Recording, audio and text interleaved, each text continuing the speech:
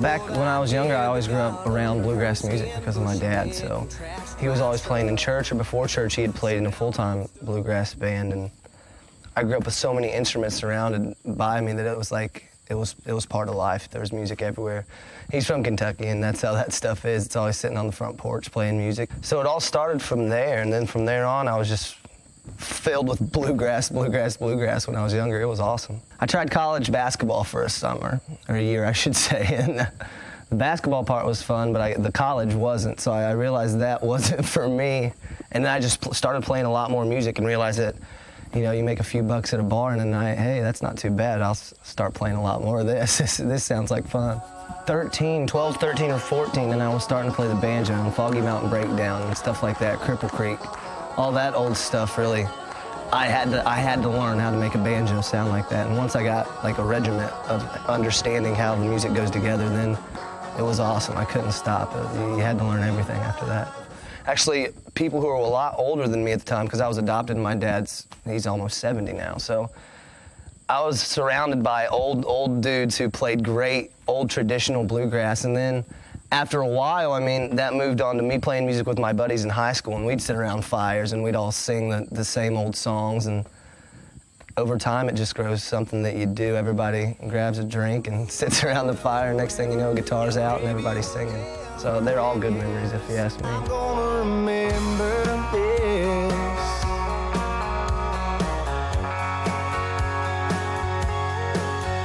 Do you like that song on the radio? Baby, I do too.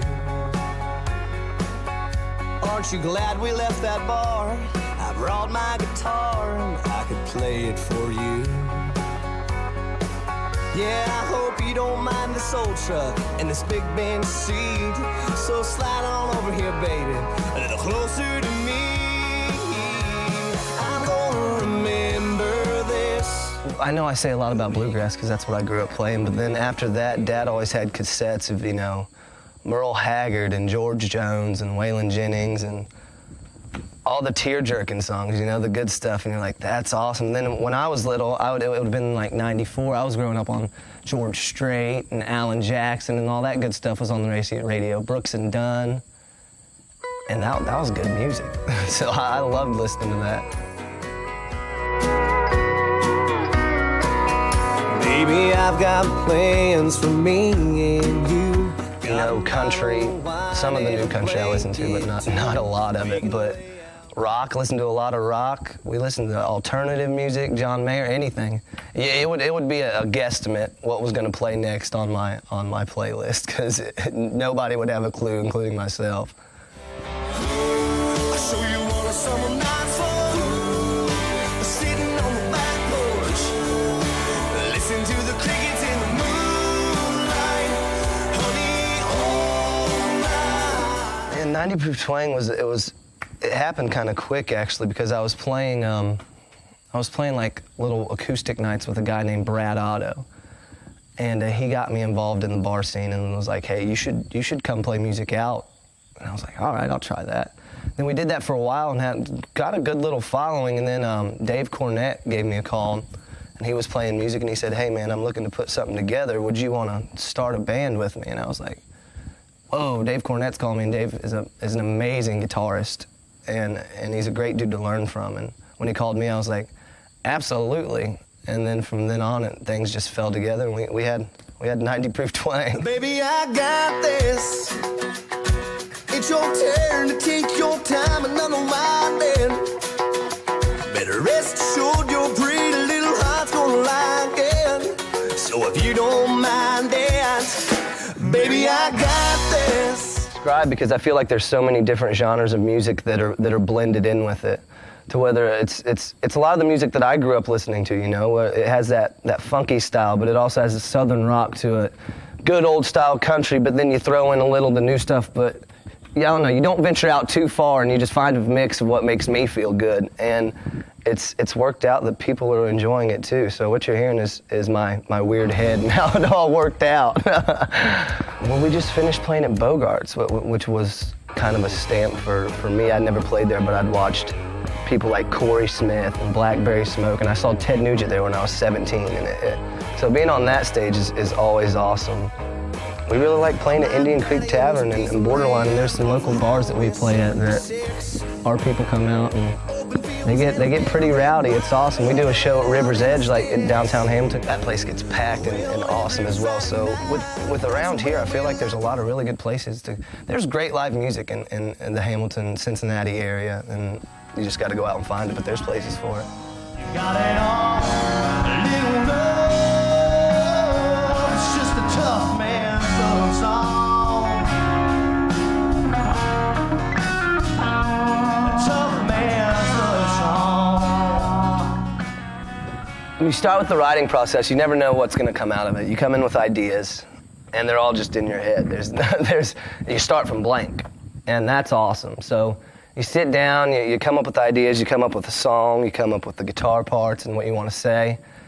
And then once that song's done and you decide it's good enough to go record, that's a whole other story in itself. Because we recorded in Nashville at County Q, and they're Studio 1A musicians, like they're first call musicians. So something that would take me a year to do takes these guys literally like a half an hour because they're perfect.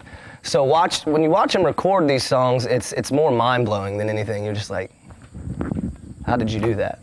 Show me, but it's impossible. Like, it's so good.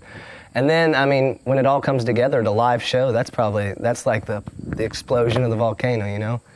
You started from nothing, now you're introducing it to all your friends, and they're out there going crazy and having drinks and being wild, and you're doing the same. So there's a blast to each part of it, and they're all so different. I don't know which one I could say I like the best.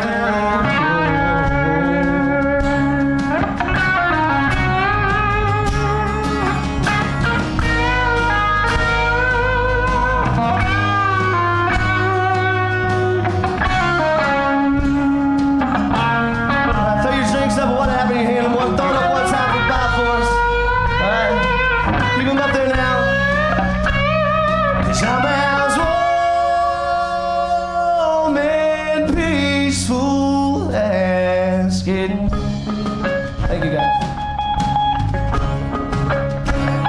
And now there's your sweet love that's set me free. But I ain't got no worries now, just blue skies all around. It's like I'm laying on a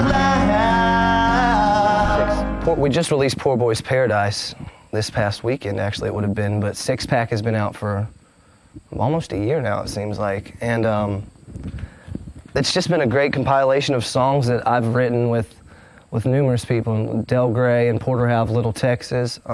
Dave Cornett's on a few of those songwrites. There's a group named Walker McGuire. I wrote a bench seat with Jordan from them.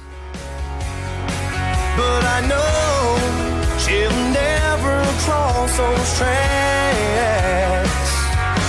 I keep rolling on, chasing her tail lights in the fall, hoping me in this truck find some luck and bring my girl back home. I keep rolling on. It's surreal because, like, with Little Texas, you go into Del, he's so nice enough to let us come to his house and just sit in his studio, but you look up and there's platinum and gold records all along the wall, and you're like, how am I sitting in here right now hanging out with you guys telling funny stories? In reality, you've sold millions of records, and so, I mean, it's humbling, and it's you feel accomplished, so. Hey, that's my baby, just to watch her move. Out on the floor, she'll take them all to school. My buddies all love her, think she's so damn cool. She gets as drunk as I do.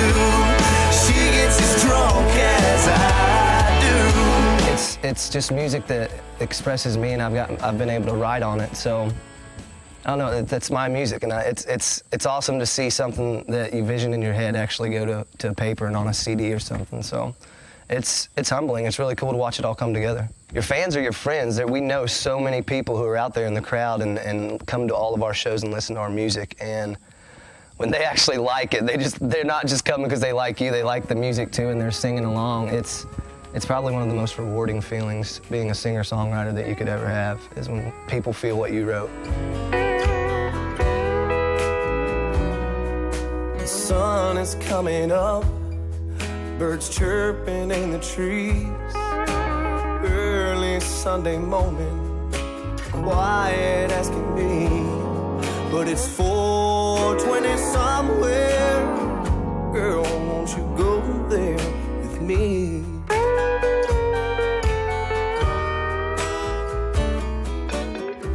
So throw off the covers.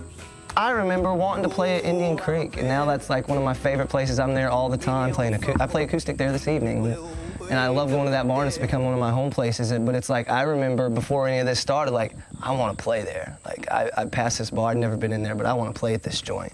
And then you get to a place like doing the River's Edge shows in Bogarts, where it's not in a bar, and it's more of it's a concert now. It's not just get rowdy at a bar and everybody's crazy. It's a regiment and it's a concert, and I don't know, when those happen, that's when you feel like a rock star. It's awesome. So the emotions are overwhelming. Before the show, your anxiety is like insane. On stage, you forget about everything. Then after the show, it's like, oh man, here we go.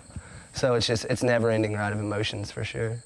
And that's what's crazy about it though. If we're off and it's a weekend, or we play so much music you'd think we wouldn't, but the first thing we do, all right, we got to go find a band tonight. Who's playing? And that's we go watch a show. So we just stay surrounded by it. It's more of a lifestyle. That's what you come to find. There's such a difference between playing music for a hobby and actually living it. And when you live it, it's overwhelming. It takes over your entire life. And you love it. You love it and you hate it at the same time, but you usually love it a little more than you hate it. Sometimes the end is just the beginning.